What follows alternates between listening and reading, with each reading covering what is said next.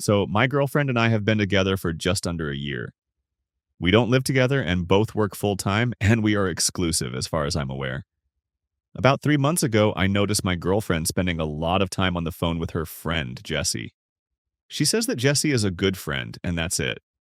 However, she often spends any time she can on the phone with him, even when she and I are out. Their conversations don't lead me to think anything but about one. 5 months ago, my girlfriend said she's going to visit Jessie, who lives 2 states over. I can't go because I have to work.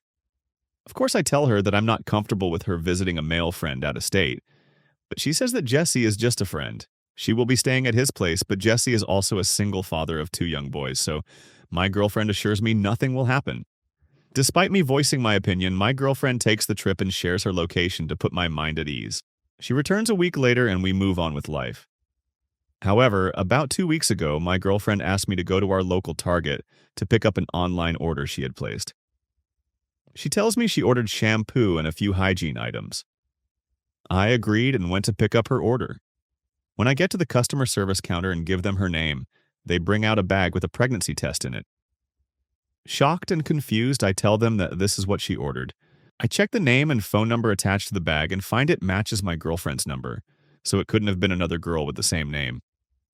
They bring out the bag with the items she told me to get, and I leave without asking more questions about the pregnancy test. Shocked and confused by this cause, there was no real way that I could have potentially impregnated her. We use protection. I later asked her why there was a pregnancy test at Target in her name.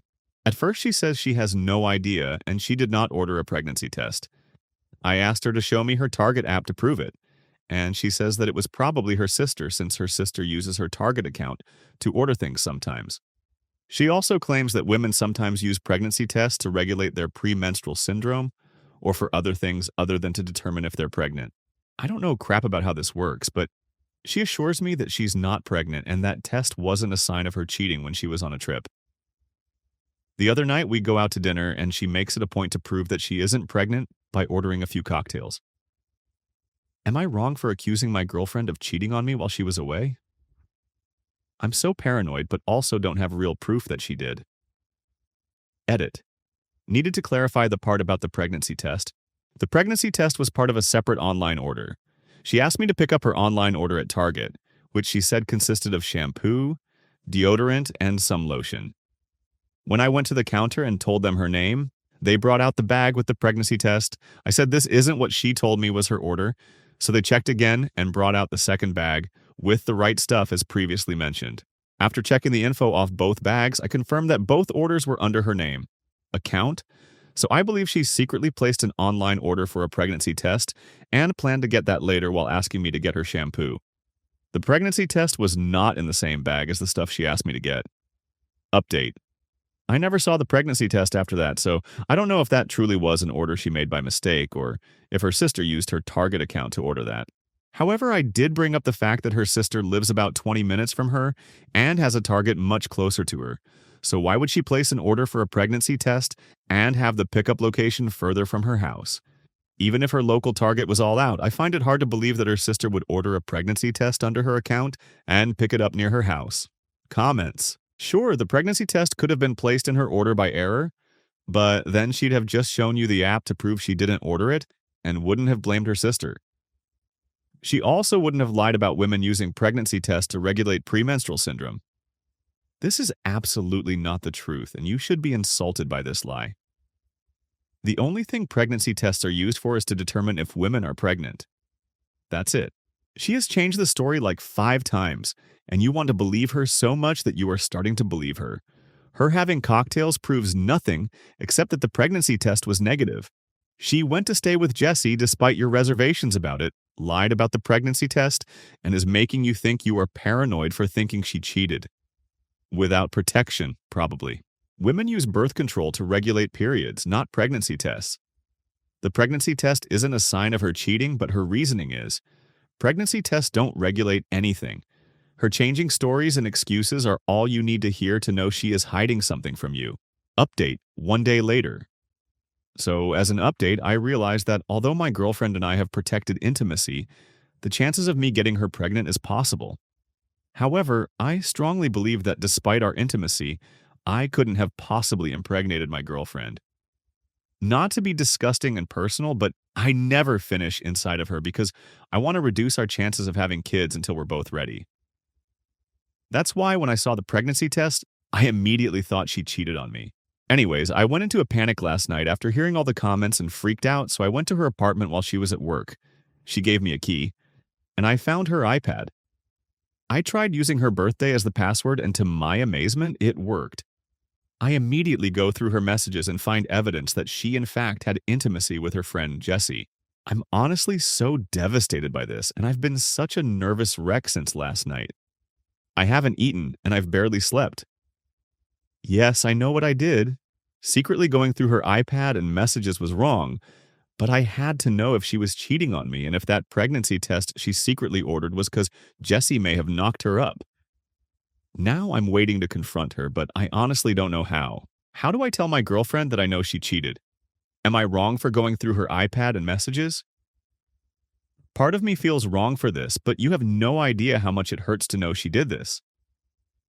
She was my first real girlfriend in a long time, and now I feel like an afterthought. Edit. As far as I know, she is not pregnant. She wanted to prove this by having a few cocktails when we went to dinner last week.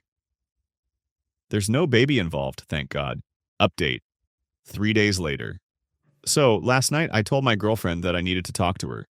At first she kept saying she was busy, but I insisted on seeing her in person. So she finally said to go to her place around 8 p.m. I went over and I reiterated how, ever since she got back from her trip, things have felt weird. She claims I'm the one who's making things weird by believing that she cheated on me. She continues to claim that the pregnancy test was not hers, and that her friend Jessie was just a friend, and they just hung out. I then proceed to tell her how I know she cheated because I saw the thread in her messages. You came here without me knowing and went through my personal messages. That's so messed up and creepy, to be honest. She says, we got into a slight argument as I told her that my suspicions were correct and she was trying to deflect the conversation. I asked her to give me her phone, and I'll show her all the messages I saw, which were very clear and explicit. Of course, she refuses and says, we are not married. We don't live together. You don't own or control me. While I agreed with her on that part, I decide to end things quickly and simply put her copy of her keys on her coffee table and tell her, you cheated, plain and simple. Goodbye and good luck. I walk out and she makes no attempt to stop me. Later, she tries to text me and says that she's sorry for what she did. At first, she claimed that Jessie was an old boyfriend that she never told me about, and that they dated years ago before she met me and that he moved away several years ago. She claims that the messages I saw were old conversations they had, but I quickly told her that was obviously not true. She swears that she didn't mean to cheat and that Jessie must have gotten her drunk and it led to intimacy. She assures me that she is not pregnant with anyone's baby. I told her, that's good, because I don't want anything else tying me to you. I wished her good luck again, and I haven't heard from her since. Personally, I'm relieved, but I'm so upset and devastated by all this. I spoke with my friend Eric, who told me that he had an ex that cheated on him too, but she later tried to contact him years later when the dude she cheated on him with turned out to be a bum. Hoping I can move forward from this. Thank you all for your input. Am I wrong for anything I did or the way I acted in this? I'm going to start with this. I'm still a bit traumatized, and I will be finding someone to talk to. And a friend made this account for me because I am not a frequent user. Don't know if the pit bull made it. I haven't asked. My husband, his niece and nephew and I were in our backyard. I am going to assume our gate was open.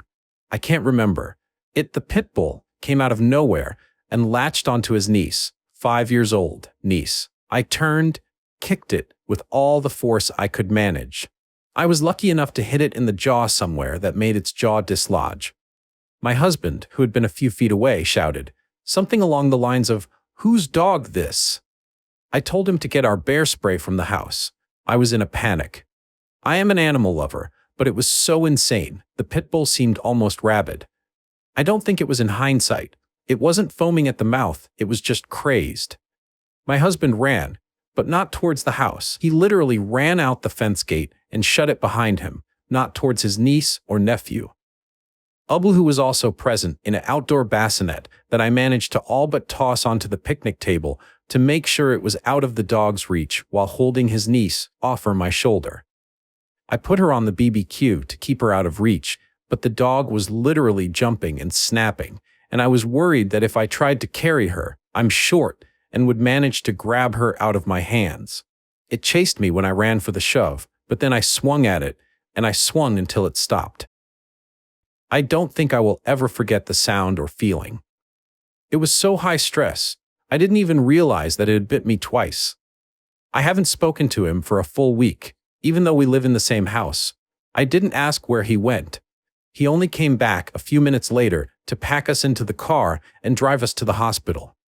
He's getting angry that I'm giving him the silent treatment. But I feel like it's his fault that I had to possibly end that animal if he had gotten the bear spray. I literally keep it in my purse for if I am ever attacked by an animal or otherwise, then I don't think I would have needed to do what I did. It was literally just inside the door. He knows where I keep it. Instead, he literally took off to God knows where. Me and 2 children that I'm not even related to could have died. It might not even be relevant, but I don't even like kids. I am staunchly child-free, and he is the one that offered us up to babysit for the weekend. I don't know. Is this grounds for divorce? I'm not sure I can even look at him. Any attraction I had to him is pretty much gone. He tried to touch me yesterday just to move me so he could pass, and I smacked his hand away without even thinking about it, like he was some stranger at a bar, because it was literally jarring. He's just been skulking around trying to talk to me, then getting frustrated, then skulking more. I wasn't expecting him to be macho and fist fight the freaking dog, but at least follow instruction. At least not leave me in a life and death situation with a toddler and an infant. Should I be able to chalk this up to in-the-moment panic? I don't even know if I want to hear him out. Top comments. I never criticize people for self-preservation, but this wasn't self-preservation.